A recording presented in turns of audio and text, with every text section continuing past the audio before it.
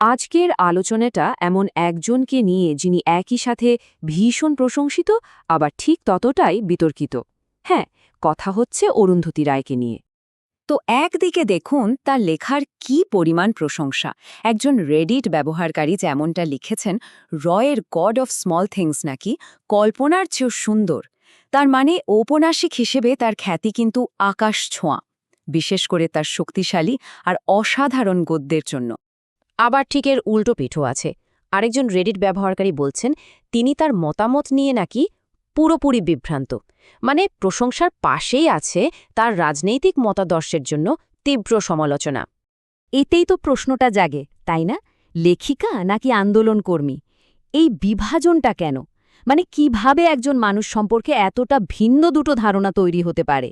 তার শিল্পকর্ম আর তার অ্যাক্টিভিজমের মধ্যে কি আসলেই কোনো দেয়াল আছে? আচ্ছা, চলুন এই ব্যাপারটাই একটু তলিয়ে দেখা যাক।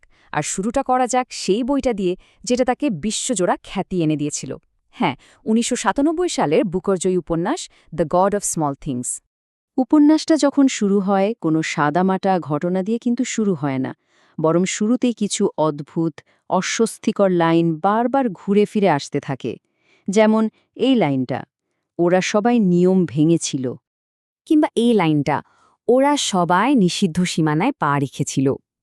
এই যে একটা ভাঙা ভাঙা কাঠামো, এটা কিন্তু পাঠকদের ইচ্ছে করেই একটু ধাঁধার মধ্যে ফেলে দেয়। একটা কেমন যেন টালমাটাল অনুভূতি তৈরি করে।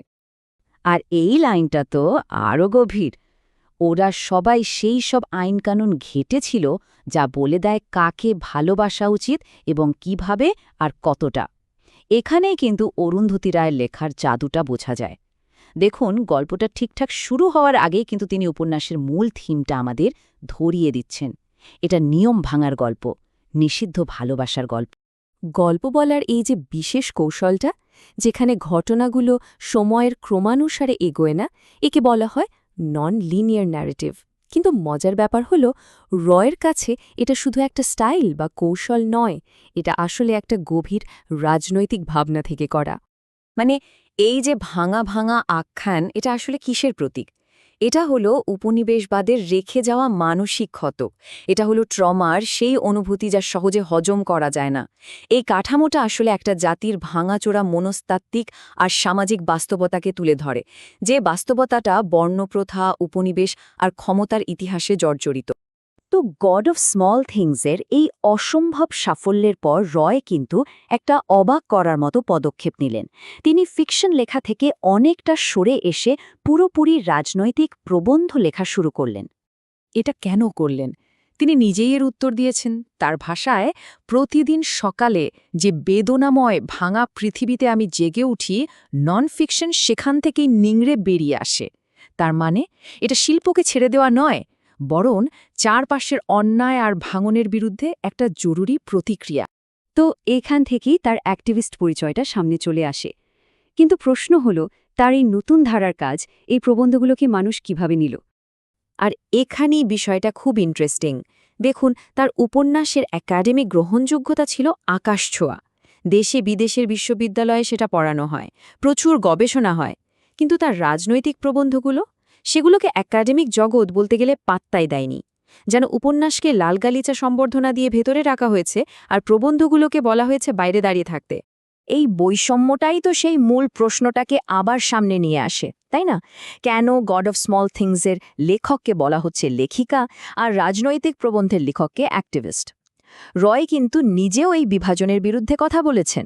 তার মতে তার উপন্যাসও তার প্রবন্ধের মতোই রাজনৈতিক।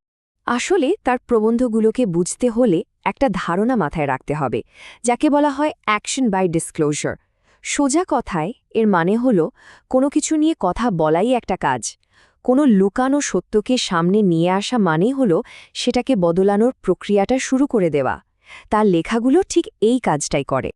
আর এই কাজটা তিনি কিভাবে করেন, তার নিজের কথাতেই সেটা পরিষ্কার। তিনি বলছেন, বিশেষজ্ঞদের কঠিন ভাষা আর জটিল তত্ত্বের বাইরে এসে সাধারণ মানুষের ভাষায় প্রশ্ন করতে হবে আর উত্তরও চাইতে হবে। অর্থাৎ তার প্রবন্ধগুলো আসলে পাবলিক ডিসকোর্সকে কিছু মানুষের কুক্ষি থেকে বের করে আনার একটা চেষ্টা।